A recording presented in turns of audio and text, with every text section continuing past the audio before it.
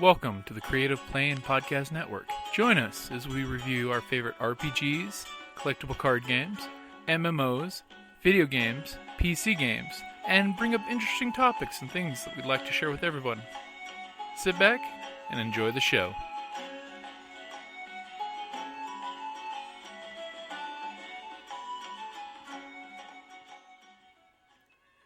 Hi, this is Kelly, aka Trixie from Ragnarok and Roll, assigned to Ragnarok Story, and Tilda Wimblewick from D&D Journey of the 5th Edition. First off, I would just like to say thank you to everyone for listening to our varied adventures, as well as for rating us on iTunes and RPGpodcast.com. If you haven't rated us yet, we would greatly appreciate it if you could. And if you're looking for more ways to support our efforts, we are now on Patreon, a great site where you can help us continue making more podcasts, as well as some special surprises for our patrons. If you can, please look us up at www.patreon.com/cppn. Every little bit helps. And again, thank you for listening.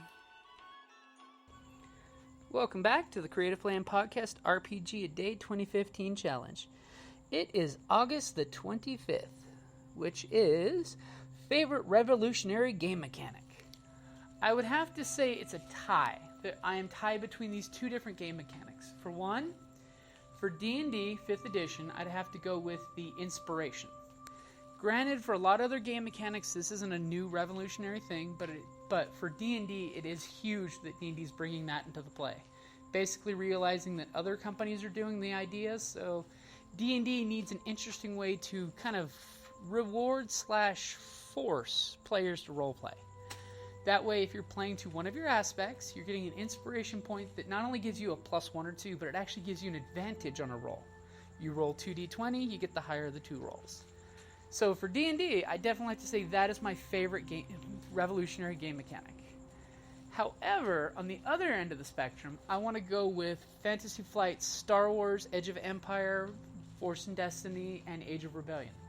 Their game mechanics with their dice are revolutionary. I mean, literally, I remember when Edge of Empire's beta came out, and people were scared shitless because their dice had no numbers on them. There's just a bunch of funny symbols. Now, once you get them, and you roll them, and you shake them, even recently in one of our Star Wars games that we're playing, the group, I've got a friend of mine who decided to just start role-playing. We call him Mr. Pink. When you guys get a chance to listen to our Clone Wars era Star Wars game, you'll get to hear more of him. He was a little intimidated when we showed him the dice before the game. And then a friend of mine said, "Hey dude, it's cool, it's chill. They look funny as hell, they look confusing as shit. But once you play one session, you will know exactly how to use those dice." And it's true, pretty much, just to make life easier on everybody, I have a few cheat sheets that I've made up, so that way when you roll and you get despair, or you get threat, or you get tons of advantage, you have an idea of what you can and can't spend those for to help speed up the gameplay. But I do love the fact that you can get triumph, which is basically it's a natural 20 on the dice. Amazing, out of your ass bullshit is happening.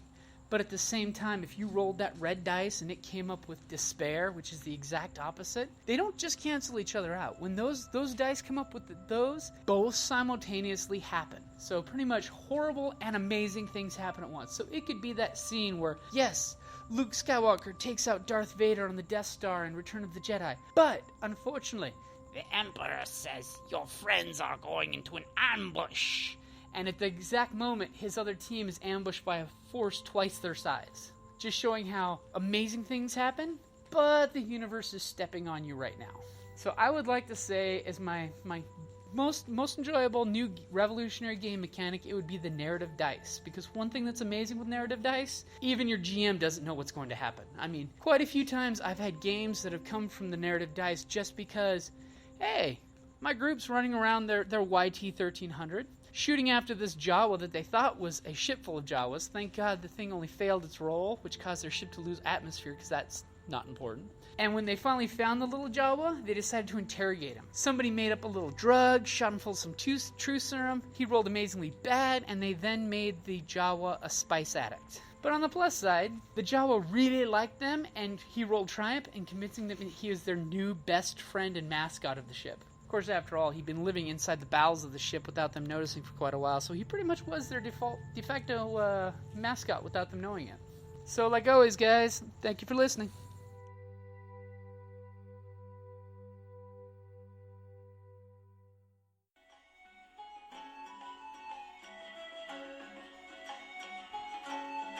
Thank you for listening to the Creative Play and Podcast Network. And feel free to enjoy our other shows, such as D&D Journey of the 5th Edition and Scion Ragnarok and Roll, a Scion hero to Ragnarok story. Thank you for listening.